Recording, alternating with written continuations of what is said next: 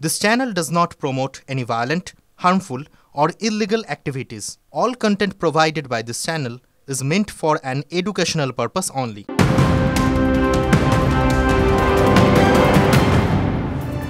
আর এবার ভোট বঙ্গের খবরের দিকে নজর রাখা যাক। বামের ভোট রামের ঘরে টানতে কৌশলী দিলীপ ঘোষ। ঝান্ডার রং পরে দেখবেন, আগে বাংলাকে দুর্নীতিমুক্ত করুন। সকলে মিলে বিজেপিকে ভোট দিন, তৃণমূলকে সরাতে বামেদের ডাক দিলীপে। আরও একবার আপনাদের জানিয়ে রাখি, বামের ভোট রামের ঘরে টানতে কৌশলী দিলীপ। কেন? তিনি বলছেন ঝান্ডার রং পরে দেখবেন, আগে বাংলাকে দুর্নীতি মুক্ত করুন। সকলে মিলে বিজেপিকে ভোট দিন, তৃণমূলকে সরাতে বামেদের ডাক দিলীপ ঘোষের। আপনাদের দায়িত্ব আছে এদেরকে তাড়াবার।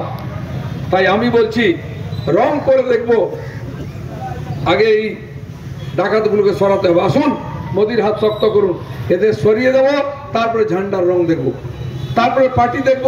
বিধানসভা আসবে, মিউনিসিপ্যালিটি, পঞ্চায়েত ভোট আসবে, আপনি আপনার ঝান্ডা নিয়ে আপনার প্রতীকে নির্বাচন লড়ুন, কিন্তু আগে বাংলাকে দুর্নীতি মুক্ত করুন, ডাকাত চোর মুক্ত করুন। শুধুমাত্র কিন্তু এবার নয়, লোকসভা নির্বাচনের আগে দিলীপ ঘোষই বক্তব্য রাখছেন তা নয়।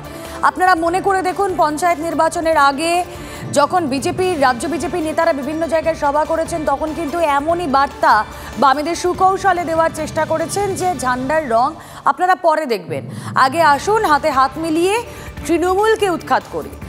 এই কৌশলী চাল কেন, এই কৌশলী ডাক কেন, আমরা কথা বলবো। আমাদের সঙ্গে এই মুহূর্তে রয়েছেন সিপিএম নেতা সুজন চক্রবর্তী। সুজন বাবু, স্বাগত জানাবো TV9 বাংলায়। আমি স্টুডিও থেকে রুমেলা কথা বলছি।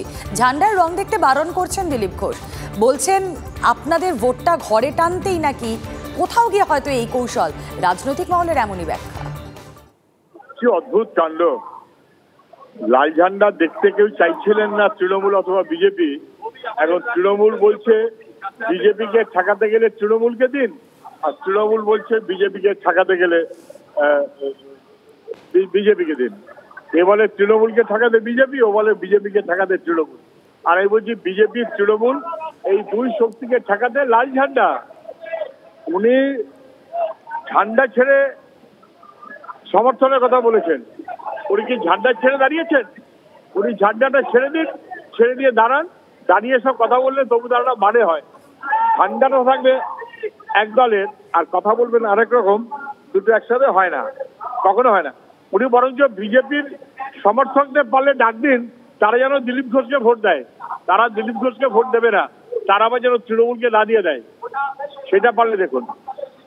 অনেক ধন্যবাদ আপনাকে আপনার রিয়াকশন শেয়ার করার জন্য। আমরা কথা বলছিলাম সিপিএম নেতা, সিপিএম প্রার্থী দমদমে সুজন চক্রবর্তীর সঙ্গে।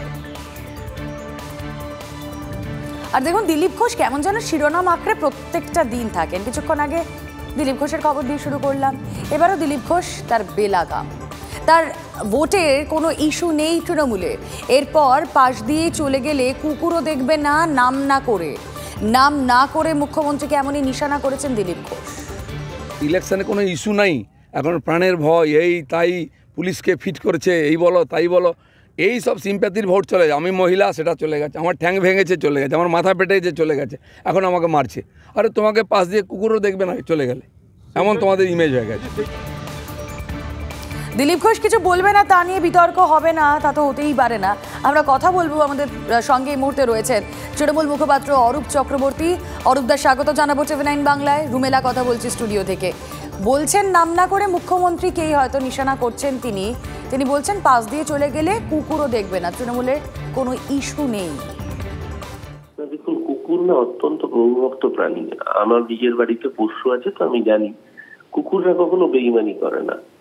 কিন্তু দিলীপটা যে দলটা করে, সেই দলের নব্য বিজেপিরা, তৎকাল বিজেপিরা, প্যারাশুট বিজেপিরা দিলীপদার সাথে বেইমানি করে দিলীপদাকে কার্যত তাড়িয়ে দিয়েছে।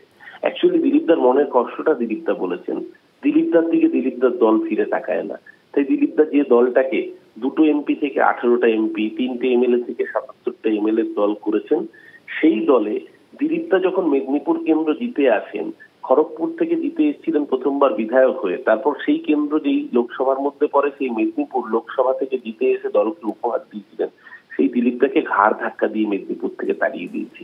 আমার মনে হয় দিলীপ ঘোষ এটা নিজের মনের অব্যক্ত যন্ত্রণার কথা বলেছেন, যে দিলীপদাকে আজকে বিজেপির যারা ক্ষমতা হাতে তারা ফিরেও তাকায় না দিলীপদার দিকে। কুকুর অত্যন্ত প্রভুভক্ত প্রাণী। কুকুররা কখনো মানুষের সাথে বেইমানি করে না। দিলীপদার নিজের দল দিলীপদার সাথে বেইমানি করেছে, তাই মনের যন্ত্রণার কথা বলেছেন। এরকম বলবেন আরো উল্টোপাল্টা কথা। 4 তারিখে হারবেন, ভোটের ফল বেরোনোর সাথে সাথে উনি জানেন। তাই যত দিন এগোবে ভোটের দিন, 4র্থ দফায় সম্ভবত বর্ধমান দুর্গাপুরের ভোটের দিন পর্যন্ত দিলীপদার এই ধরনের বাণী শুনবেন। এই মুহূর্তে ভোট শেষ হবে, দিলীপদা আন্দামানে গিয়ে আগের মতো RSS এর প্রচারকের ভূমিকাই পালন করতে হবে। তাই দিলীপদার খারাপ লাগাটা আমরা বুঝতে পারি। ওনাকে বলবো গরম পড়েছে, বেশি ওআরএস খান, জল খান, সুস্থ থাকুন। এই ধরনের পাগলের গোলাপ যত ধন্যবাদ। আর এদিকে ভোটের আগে দলের শক্তি বাড়াতে পঞ্চায়েত নির্বাচনের সময় দল থেকে বহিষ্কৃত তৃণমূল নেতা কর্মীদের দলে ফেরালো জেলা তৃণমূল নেতৃত্ব। মেদিনীপুর সাংগঠনিক জেলা তৃণমূল কার্যালয়ে বেশ কিছু বহিষ্কৃত দলীয় নেতাকর্মী সহ জয়ী নির্দল পঞ্চায়েত সদস্যকে দলে যোগদান করালেন জেলা তৃণমূল সভাপতি সুজয় হাজরা।